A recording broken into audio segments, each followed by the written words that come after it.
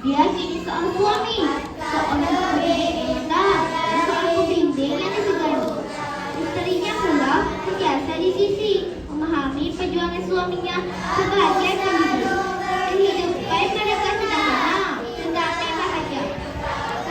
Dari jelas ke padang, dia menjadikan pengajaran sebagai satu seni dan ibadah fitrah. Sampai menjadi minatnya, dia melahirkan ramai murid yang berdisiplin, yakin dan berani mencuba. Sekali lagi, fokus pada teknik. Suaranya lantang, memberi semangat.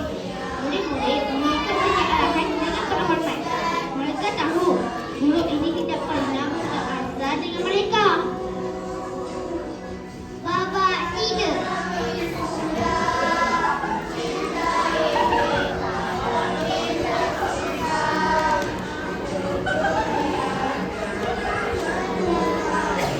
Dan akhirnya, tibalah hari yang tidak pernah dijangka oleh hati seorang guru. Hari persaraan. Dewan sekolah dihiasi indah. Guru-guru lama, rakan seperjuangan dan murid-murid beriruan. Ada senyuman, ada tawa. Tetapi, ada juga air mata yang disorokkan. Guru besar memberikan besar penghargaan. Rakan-rakan guru pula menceritakan kenangan 15 tahun yang tidak terhilang.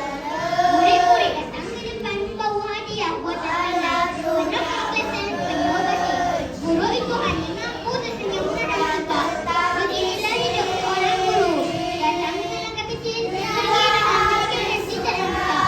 Namun, dia tidak tahu perjalanan hidupnya masih belum selesai. Masih ada satu mimpi yang jauh lebih besar menanti.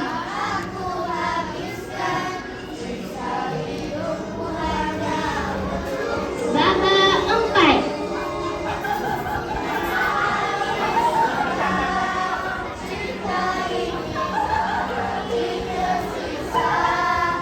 Sebab menemukan penguasa sebagai guru, Ahmad menyangka hidupnya akan diwarnai masa rehat bersama keluarga dan dalam tekanan.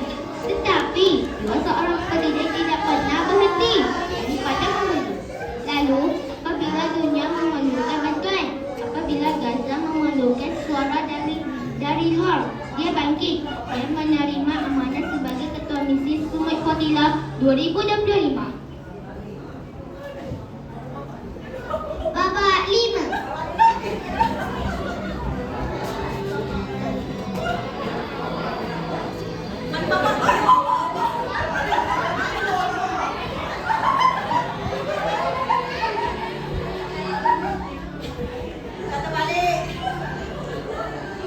Kapal itu bergerak menyusuri laut Mediterania. Mereka singgah di Turki, mendapatkan sokongan aktif daripada pertubuhan kemanusiaan antara bangsa. Di Greece, mereka memeriksa semula bekalan ubat dan bantuan makanan. Di Cyprus, mereka diberi taklimat risiko kerana flotila sering diganggu rejim sebelum ini. Namun, hati ketua misi tetap teguh. Kita datang beberapa kali, bukan hentam. Jangan takut. Kata-kata itu menjadi semangat pasukan.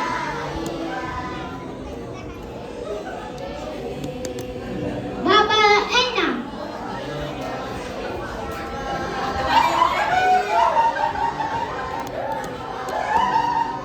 Pada hari ketiga pelayaran, semua bunyi hujan lagi.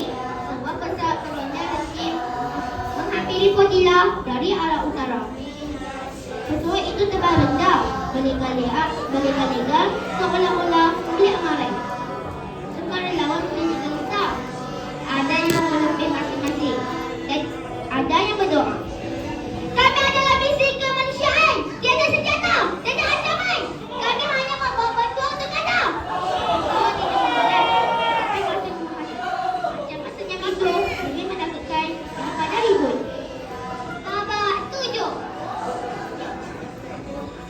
Babak 7.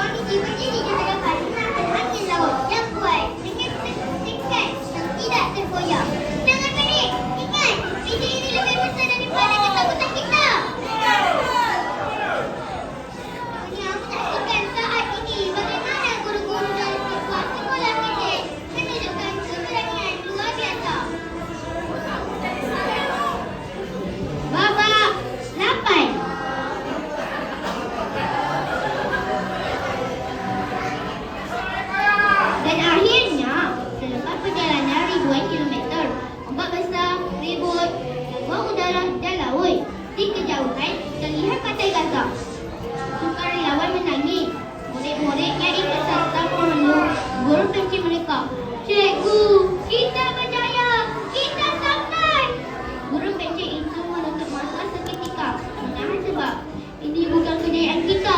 Ini kejayaan seluruh manusia yang percaya pada kemanusiaan.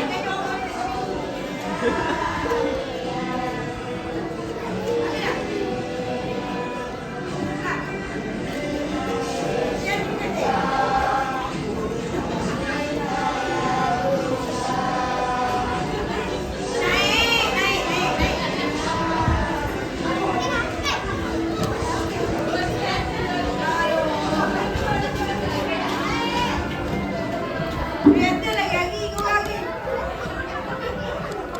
Bila lagi kejadian lah. Baru ni.